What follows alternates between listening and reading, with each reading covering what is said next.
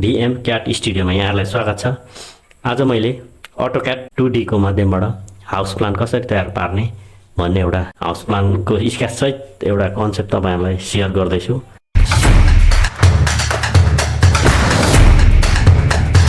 प्लानको लागि आवश्यक लेयरहरू तयार गरौँ। न्यू लेयरमा जान्छु। न्यू लेयरमा जाने, न्यू लेयरमा गएर म एउटा वालको नाम वाल 1 नाम राखेँ। वाल नाम राखेर कलर सेलेक्सन कुनै व्हाइट कलर सिलेक्सन राख्छु। ओके गर्दैछु। यसलाई क्लोज गर्छु। अब हामी वाल सेलेक्सन गरेँ। स्केच गरेको प्लानमा म जान्छु। भनेको 12 बाइ 12 13 बाइ 12 को यतापट्टि कोठा छ। आरएससी स्पेस एउटा पोइन्ट सिलेक्ट गरेँ। फेरि स्पेस फेरि म डाइमेन्सन अनुसारको लिन्छु। डी स्पेस गरेर पोइन्ट सिलेक्ट गरेपछि कोठाको साइज भनेको 12 बाइ 12 को छ।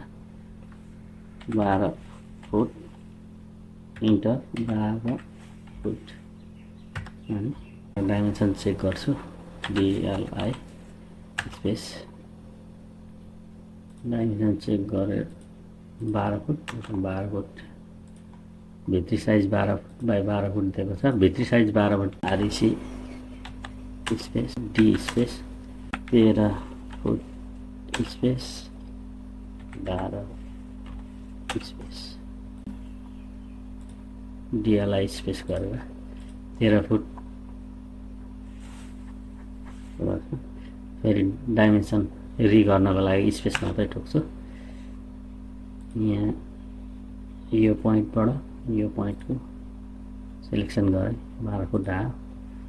12 बाइ 11 को आरसी स्पेस सिलेक्ट पोइन्ट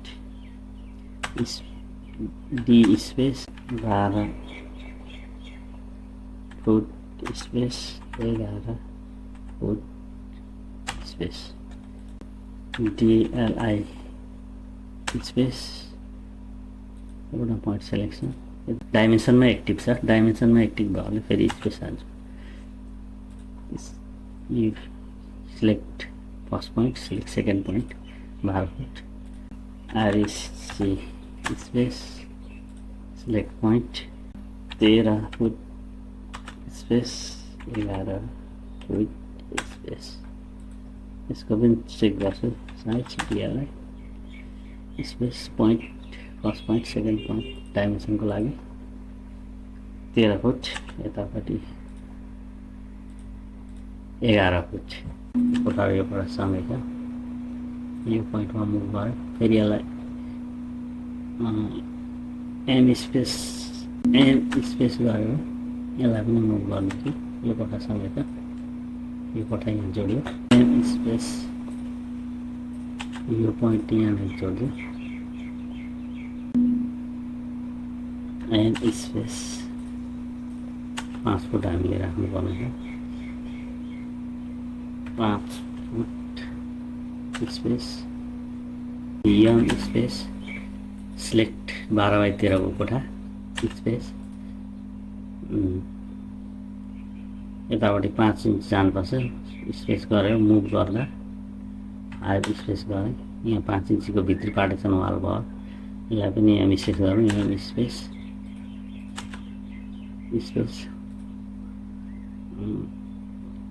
यता डाइरेक्सनमा गरेँ। मेरो अर्थ अनै छ। 5 स्पेस यहाँ 5 इन्चको वाल पनि तयार भयो। अब हामीले आरसी स्पेस पहिलो स्टेपतिर जाउँ। D space select point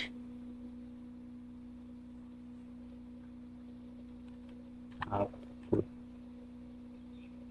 space 11 foot space. हाम्रो यो सिडीको भएको सिडीको एरिया तयार भयो। 11 बाइ 8 इन्चको भयो यसलाई पनि मुभ गरिदिन्छु एम स्पेस यो पोइन्टबाट सेलेक्सन गरेर यहाँ जोड्दै फेरि एम स्पेस यहाँ भनेको स्पेस कन्टिन्यू गरिदिन्छु यसलाई सेलेक्सन गरेँ यसलाई सेलेक्सन गरेर यहाँबाट 5 स्पेस 5 इन्चको भित्र वालहरू क्रिएट भइसक्यो अब हामीले प्यासेजनुपर्छ चेक गरौँ प्यासेजको साइज अहिले कति छ select first point select second point 5 foot छ अब 5 इन्चको वाल तानिदिन्छु म एन्ड स्पेस सिलेक्ट यो पोइन्ट स्पेस कुनै पोइन्टमा सिलेक्ट डाउन 5 इन्च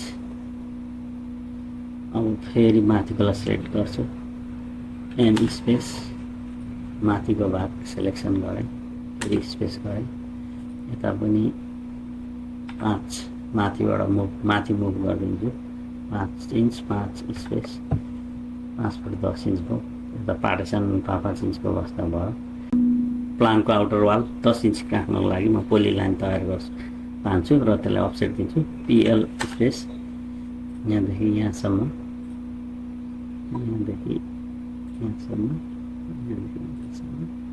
यहाँसम्म सिलेक्ट पोइन्ट गरेँ सिलेक्ट पोइन्ट यहाँनिर सी स्पेस पोली लाइन क्लोज हुन्छ ओ स्पेस 10 को बाहिरी वालको लागि 10 इन्च स्पेस 10 इन्च ताने अहिलेको पोली लाइन अफसेटको लागि तयार गरी यो भित्री पोली लाइनलाई इरेज गरिदिन्छु यी स्पेस यसलाई मैले इरेज गर्दै अब प्लानको जति पनि आउटर वालहरू सबै 10 इन्चको तयार भइसक्यो प्लानको कोठाहरू तयार भइसक्यो अब 5 फुटको हाम्रो 5 फुटको प्यासेज राख्नाले रेक्टेङ्गल 5 फुटको एउटा तान्छु आरएसी स्पेस डी स्पेस 15 अहिले 15 फुट राखेँ 15 foot space height 5 foot space तयार भयो यसलाई म 5 इन्चको पार्टिसनको लागि मुभ गरिदिन्छु यहाँनिर 10 इन्च बसेको छ स्पेस यसलाई स्पेस गरेँ फेरि सेलेक्सन पोइन्ट गरेर अब यसरी मुभ गर्नको लागि स्पेस गरेँ लाइनलाई सिपिङ गरेर यसको सिधा राखिदिन्छु एस स्पेस सेलेक्सन गरेँ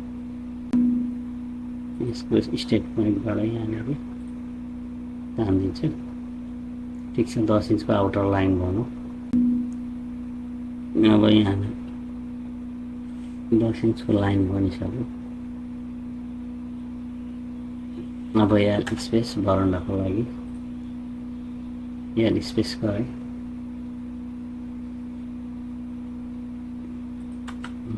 स्पेस छोडेँ फेरि एउटा स्पेस गरेँ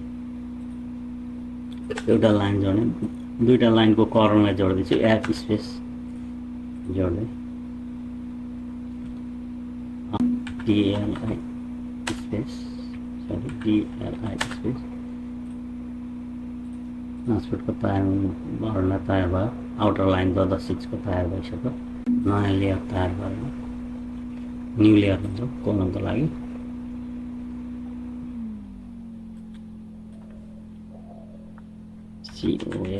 ओएल क्लोज गरिदिन्छु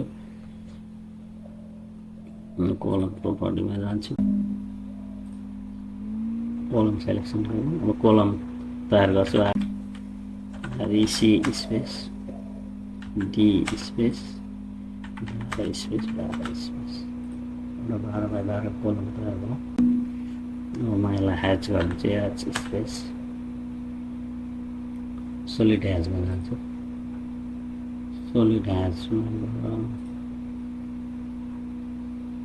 यो खालको ह्याच राखिदिन्छु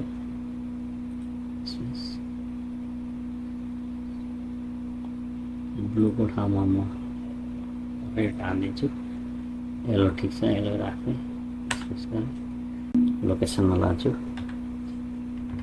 एन्ड स्पेस एउटा साइडको बेस्ट पोइन्ट एउटा पोइन्ट सिलेक्सन गरेँ, जुन पोइन्ट यो कर्नरसँग मिल्छ। अर्थलाई म अहिले अफ गरिदिन्छु। यहाँनिर सिलेक्सन गरेँ। अब यही कोलमलाई म फेरि जान्छु, CO स्पेस सिलेक्सन गरेँ। लास्ट कर्नरमा म यो पोइन्ट सिलेक्सन गर्छु। अर्थलाई अन गरिदिन्छु F8 गरेर। अर्थलाई अन गरेर राइट एङ्गलको यहाँ चिन्ह दिन्छ, राइट एङ्गलमा त्यसको सिधा राखिदिन्छु। फेरि अर्को पोइन्ट अर्थलाई अन गरिरहेको छु, त्यसको सिधा राखिदिन्छु। फेरि अर्थलाई अन गरिरहेको छु, यसरी सिधा राखिदिन्छु। स्पेस सेट गरेर क्यान्सल गरिदिन्छु। अब फेरि म यो कोलमलाई सबैलाई सिलेक्सन गर्छु।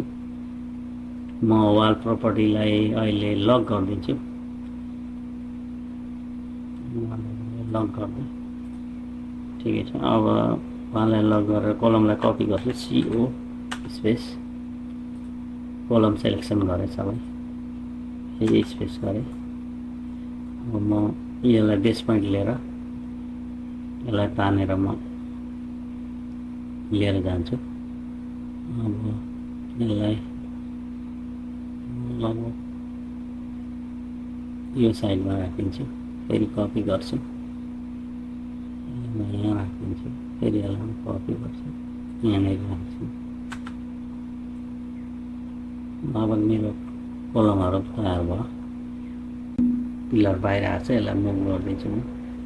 Space selection pillar,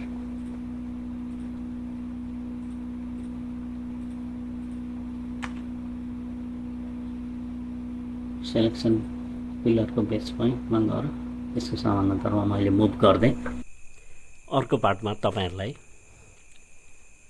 door, window, ब्लकहरू कसरी तयार गर्ने, ग्रिड त डाइमेन्सनिङहरू इन्स्टलमेन्ट गर्ने तरिकासहित आउनेछु। अहिलेलाई यो भिडियो यति नै, धन्यवाद।